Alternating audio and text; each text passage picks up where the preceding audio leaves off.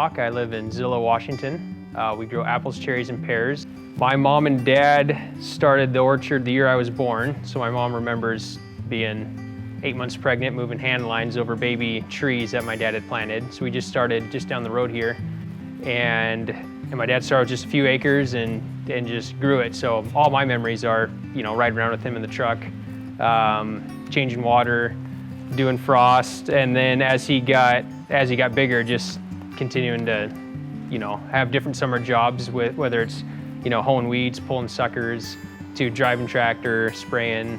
He just kind of wanted me to experience most different things, on the farm.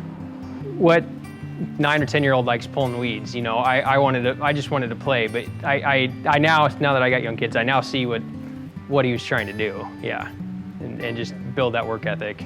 Tree fruit, not only is every part of the season different, every year is completely different. So you're constantly putting these pieces together of, experience and asking other people questions. And so that was kind of the transition I had of, really disliking summer monotonous jobs to realizing it's actually a pretty nice lifestyle, really good way to, raise a family. One of the things that was very successful for my parents when they got started is they like to ask people who are in the industry and a lot wiser than them on, what mistakes should I not make? And so that's what I've done. I mean, I'm a young grower, obviously, and so I like to ask questions. So I've had some mentors that have really challenged me and made me think differently on some of those decision making, the big business decisions. And so when I say big business decisions, should we rip out this variety? Should we buy the neighbor?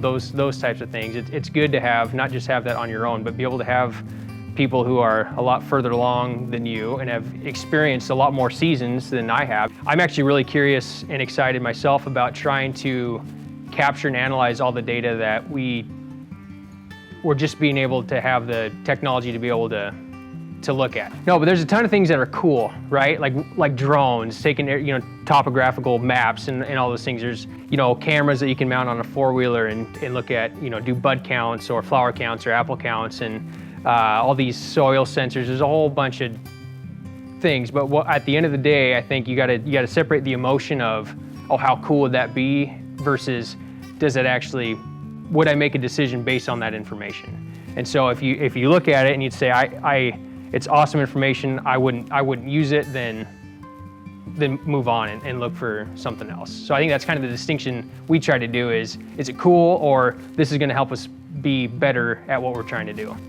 If you have a passion for technology, there's gonna be companies within tree fruit that want you to be part of their team. If you have a passion for, horticulture or science or engineering, I mean, this industry has so many different expertise that fit into it, and so so one of the things I enjoy doing is trying to figure out how do we utilize all those to accomplish and execute what we're trying to do.